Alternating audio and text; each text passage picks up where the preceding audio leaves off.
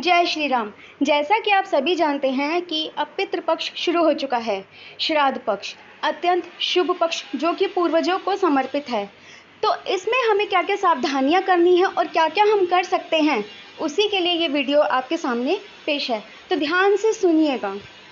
आपको क्या करना है, प्रत्येक रात्रि को एक लोटे में जल भर दीजिए, उसमें तुलसी दल डालिए और दक्षिण दिशा में रख दीजिए। दक्षिण दिशा पूर्वजों को समर्पित होती है। वहाँ प्रत्येक रात्रि को आपको जल रखना है, सवेरे उठकर उसे पौधों में डाल देना है। यह जल आपके पूर्वजों को प्राप्त हो जाएगा। दूसरी बात, आपको प्रत्येक कार्य करने से पहले, चाहे सोने से पहले, जागने के बाद, नहाने से पहले, पूजा से पहले, घर से निकलने से पहले ओम नमो भगवते वासुदेवाय मंत्र का जाप करना ही करना है। इस पक्ष में आप विष्णु भगवान का नाम जितनी बार जपेंगे, जितना आप उनका नाम लेंगे, पितृ आपसे उतना प्रसन्न होंगे, क्योंकि भगवान विष्णु के रोम छिद्रों में सभी पितृ निवास करते हैं। सप्तम अध्याय भगवद गीता का आपको इसका पाठ करना है। अगर संभव हो सके तो भगवद गीता का आयोजन भी कर सकते हैं या श्रवण कर लीजिए, ये भी अत्यंत उत्तम है। इस वक्त गुरु वृषभ राशि में गोचर कर रहे हैं और गुरु और शुक्र को संतुलित करने के लिए ओम नमो भगवते वासुदेवाय मंत्र का जाप अत्यंत फलदायी है।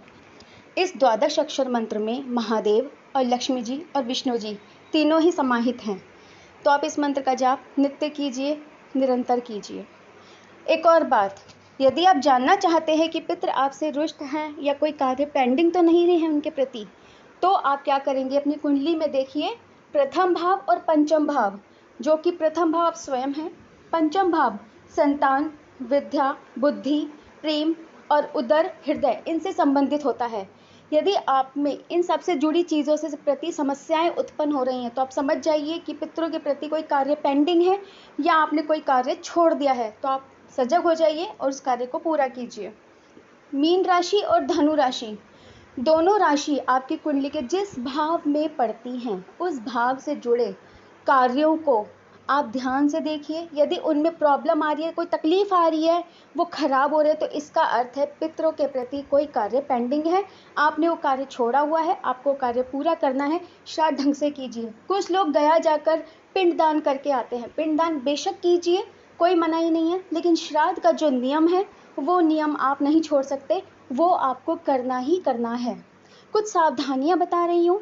झूठ नहीं बोलना, क्रोध से बचना है, बड़ों को उल्टा जवाब नहीं देना, सांप को नहीं मारना है, सोना धारण करना है। सोना शनि, गुरु, केतु तीनों का कारक है।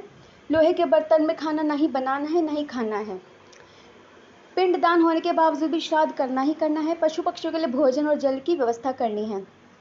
एक और चीज़, यदि संभव हो सके तो सांड को आपको गुड़ और केला खिलाना है, या किसी से कह दीजिए जो उसकी देख रेख करते हैं कि वो खिला दें।